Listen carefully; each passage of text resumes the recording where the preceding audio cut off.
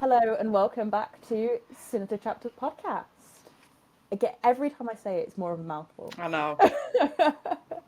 This is episode 4. Mm-hmm. Yes, episode 4 of the new segment that we've got coming out, where we are interviewing a few of the authors that will be attending Authors at the Armories 2025. We have the absolute pleasure of being able to talk to them, and today we have the lovely S.Lucas. Hello. Yes. So this is just for us to get a little bit more, get to know you a little bit more, and just talk to you a little bit more, Yeah. find out about your work. We've got a couple of questions, and we'll start off with maybe one of the harder ones that we've got. So we thought we'd put it first. That is not a very good idea on our half. What inspired you to start writing? Oh, I actually do have an answer for this.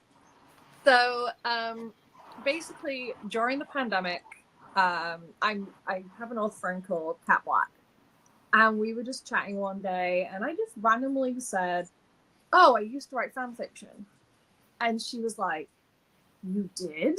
And I was like, "Uh-huh," like a little bit like, "Oh God," and she was like, "Oh, well, have you ever thought of changing that into an actual story?"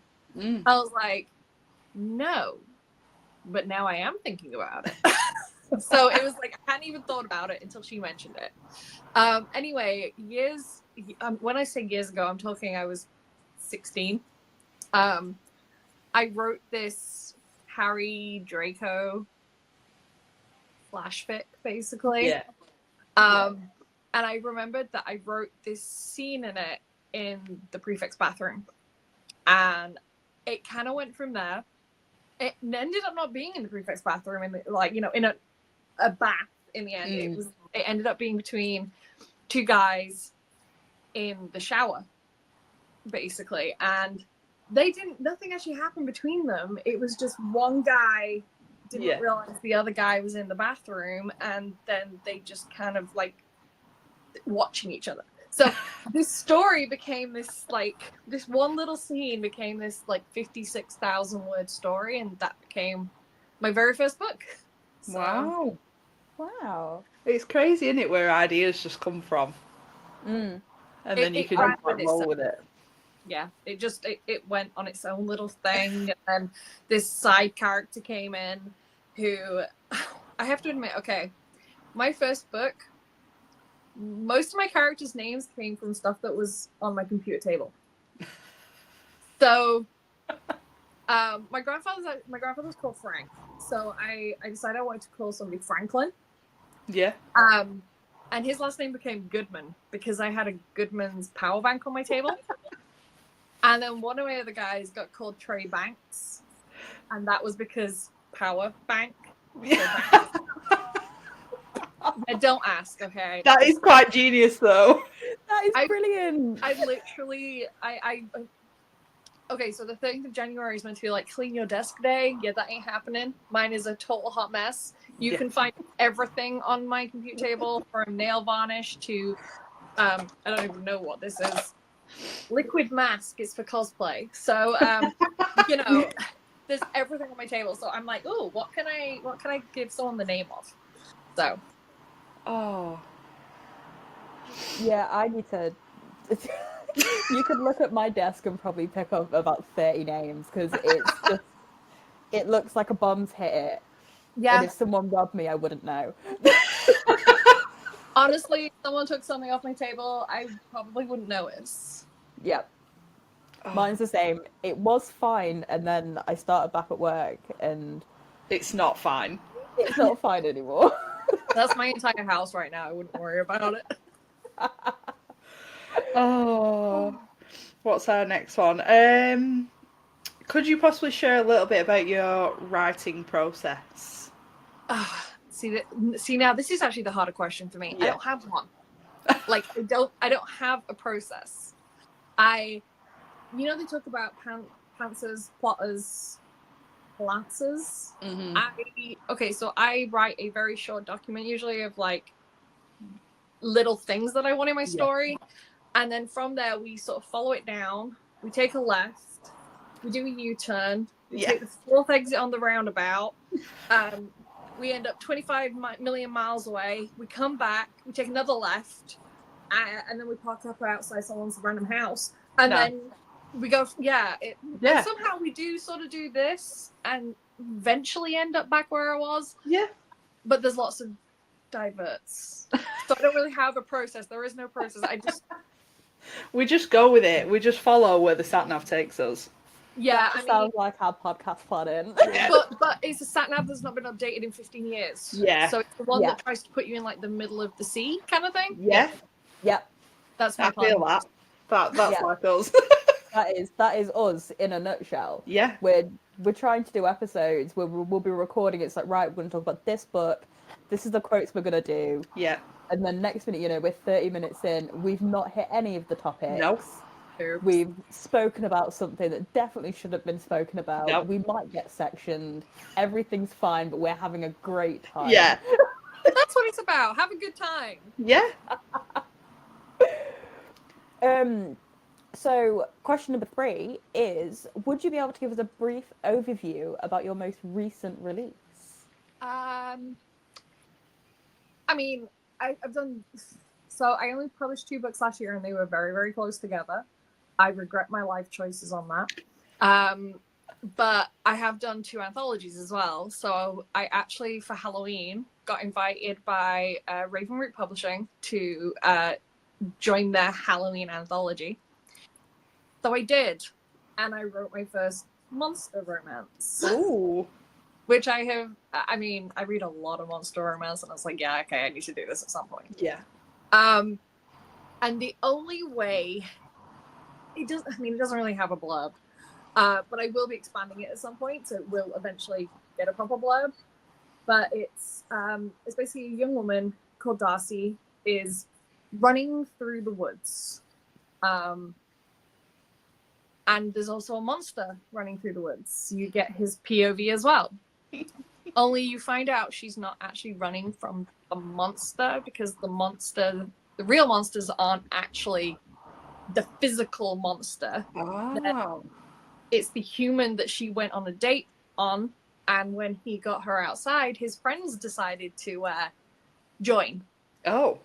So she was running from them, and apparently they wanted to sacrifice her to get a wish from this monster. Yeah, there isn't really a blurb, so I mean that's about it really. No, that's great. It sounds actually quite interesting, because like the whole sort of concept of like, you know, she's not actually running from the monster is not actually a Physical monster. Yeah, not actually a physical monster, but is more just human. Yeah. They're usually the worst monsters. Right? Yeah. Oh. If you could branch out into any other genre, what would it be? I mean, I dip my foot into most because I can. Everywhere. Yeah, I mean, this year I actually did a little bit of a sci-fi.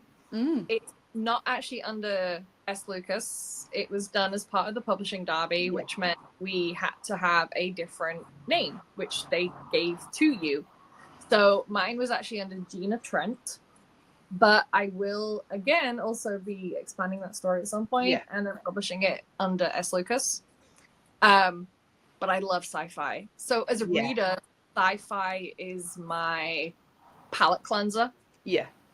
If I get a little, too into something and I just need to reboot, refresh, sci-fi is where I go, basically. So yeah, definitely want to do full-length sci-fi. That would be fun. I think I've only read one sci-fi in like my whole reading sort of journey, and even that was mind-bending. I haven't read any, but I do have the whole of the Red Rising. Yeah. Series.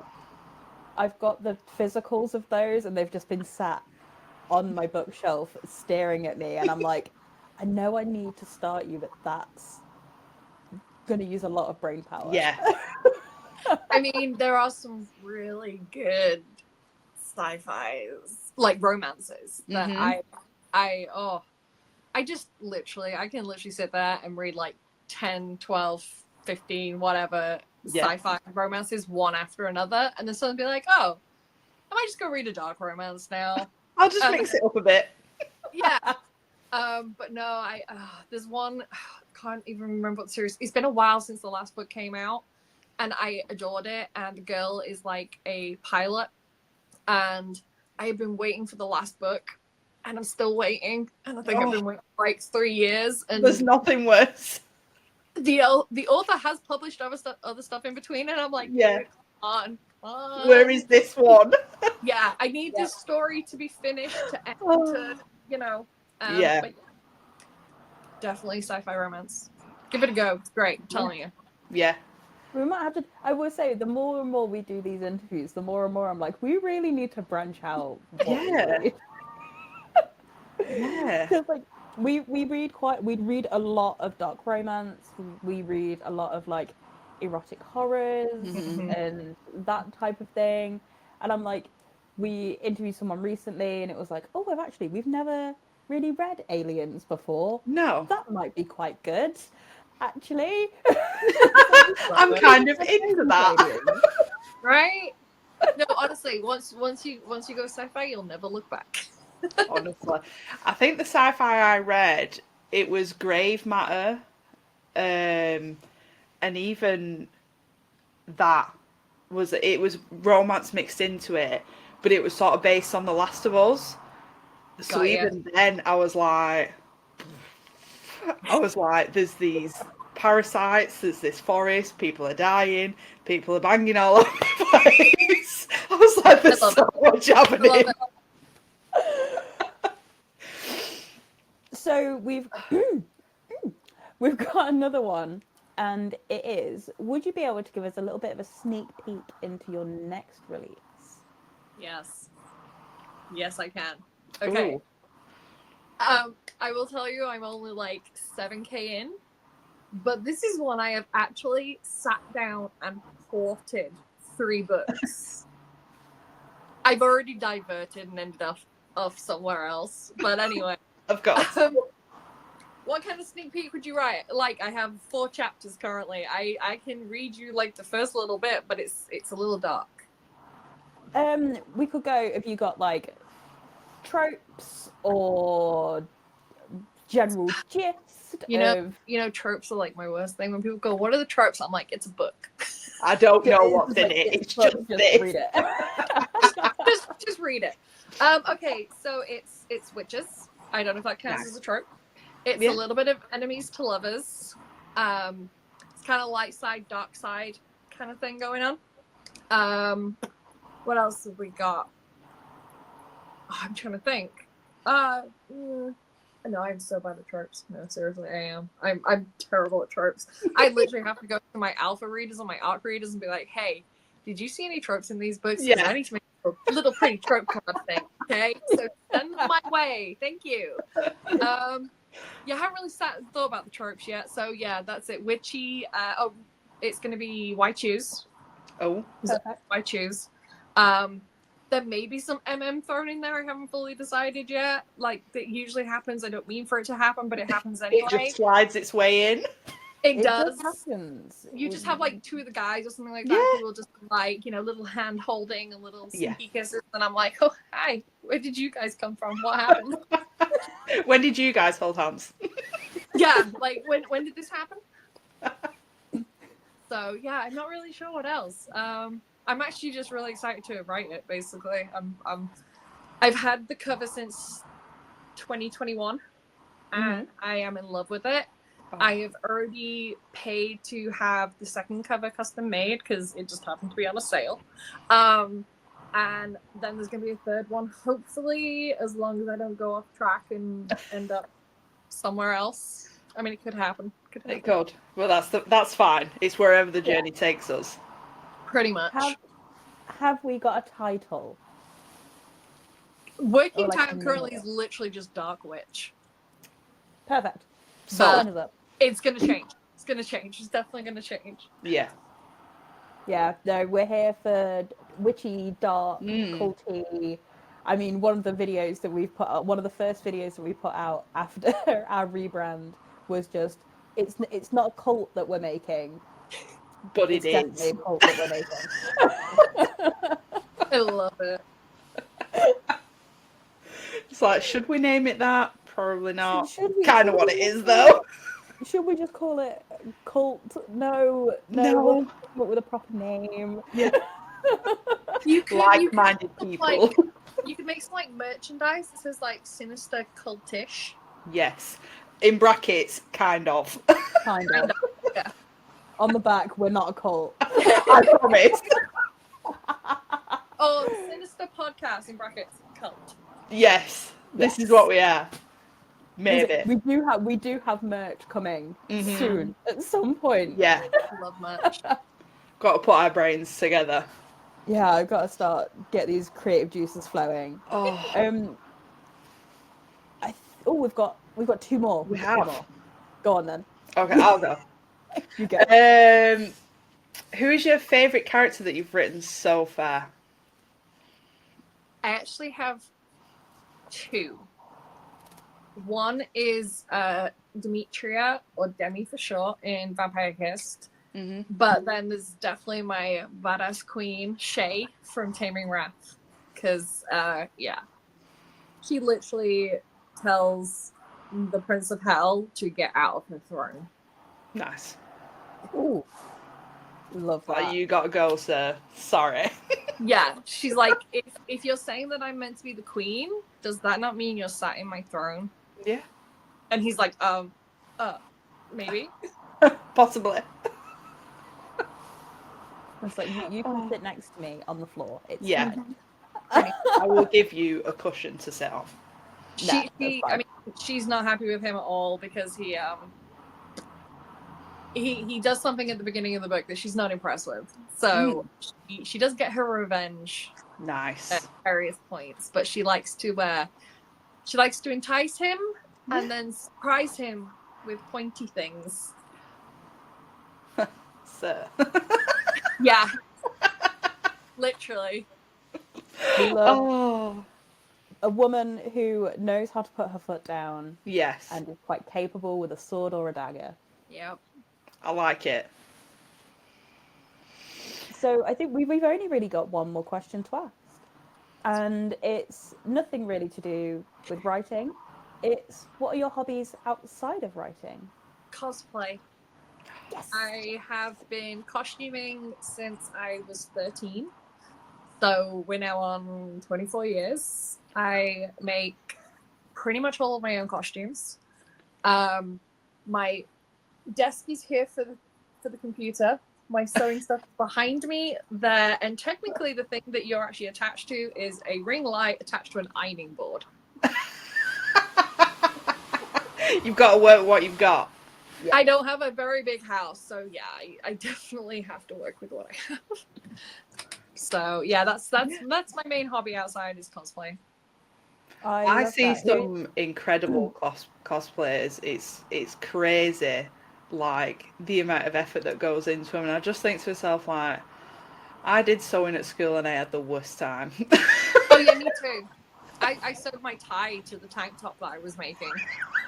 So Whoops. I mean, I did my degree in fashion, so I tried. Okay, so when I did my A-levels, I tried to do, the art fashion, A-level, but it was too art for me. I wanted more actual clothes making. Yeah. And literally the first 2/3 of it was literally gluing fabric to paper and making it look pretty. yeah. Like, I don't have time for that negativity in my life. No. Okay. But yeah, I do love crafting. I make clutch wallets. I make my own key rings. What else do I make? I make sunglasses cases. I make all sorts. I mean, I actually have one of the wallets that I made because apparently I have them all stacked next to me.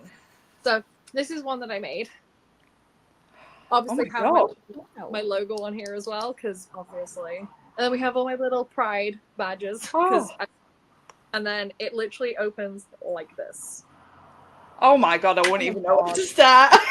And then stuff falls out. Like Of course. But yeah, so I love it, and it's basically 12 card slots, 2 cash slots, one on either side, zip one here, and then this actually fits a phone in it, and then you Oh just my go. god. Dunk. We would never need a bag ever again. No, I used to just carry these around at like conventions and stuff like that. Yeah, because there's nothing worse than trying to hold this. You've got this, a bag that fits nothing in it. Yep. I mean, I'm diabetic, and I used to be able to fit my phone, a pen, and my one of my insulin pens in the middle of the wallet. Winner. And then all the cards, business cards, things like that. But if you like Hannibal, I made a Raven Stag one. And I even Stop. put little. So. And Oh my God. it's a little bloody on the inside. Oh But my god. enough, has a pencil in it. Oh my God, I love it. I love it so much. Say, I remember watching Hannibal for the first time, and I was like, this is spectacular. Yeah. It is, but I watched it in a very, very short space of time before I went to a Hannibal convention. And I broke my brain. In fact, I melted it, and it literally dripped out of my ears. Yeah. Yep. Even now I'm thinking, like, I should definitely I need to rewatch it again. Yeah, I Just think follow I them need up. to do a rewatch. I absolutely want to do a rewatch. I love that show. Oh, It's so good. been a minute since I've watched it, Mhm. and I'm sure I could convince my partner for You us to should. do a rewatch. And this is where on Facebook in the next couple of days, all our statuses are watching Hannibal. Yeah, Yeah. all of us. We're all on the same. What episode are you on, guys? No, I would literally call my bestie because she's the one that got me to watch it because I loved the original movies, and she was Yeah. like, "Oh my god, we need to watch this TV show." So I was like, "Oh, okay." So I just started watching it, and like I say, I watched a lot of episodes very closely All in together. one go. And me and her had this great argument over the diabetic episode because I'm diabetic. I was like, that wouldn't happen, blah, blah, blah. It was great. It was quite funny. Yeah. I do have a question about cosplay. Like, who's been your favorite to cosplay or to make? Dreamer from Supergirl. Mm. So I made that entirely from scratch. Wow. It's a 3-piece outfit, which is like an underneath jumpsuit that has long sleeves, a backwards jacket, and then a rig that goes over the top of it.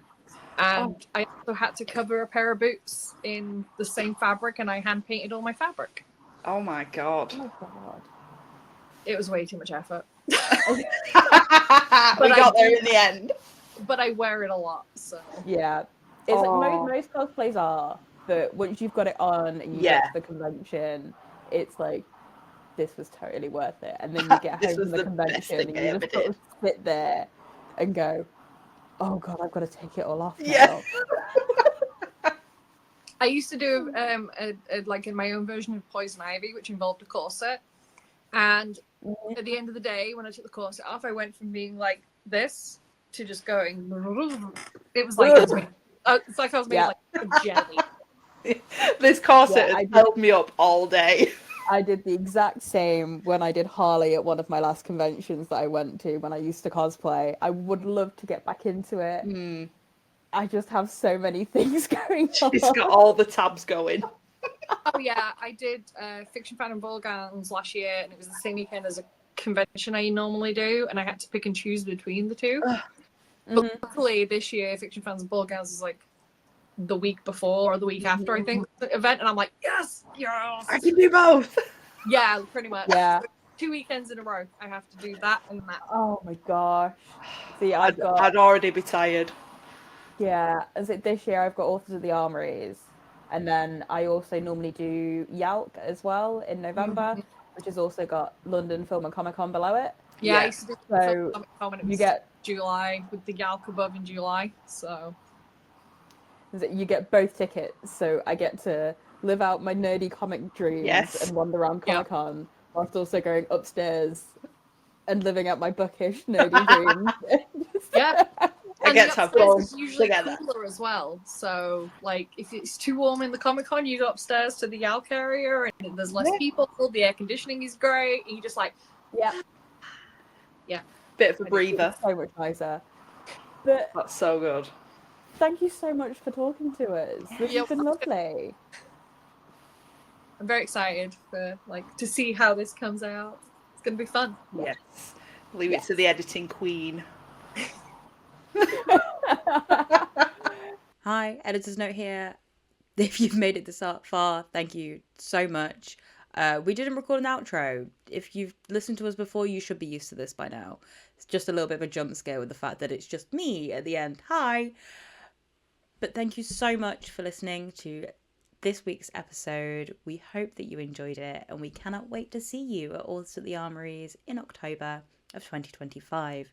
If you want to listen to some more of us, we have a whole backlog for you just to listen to. We are absolutely everywhere, and we cannot wait to see you next week. Bye bye.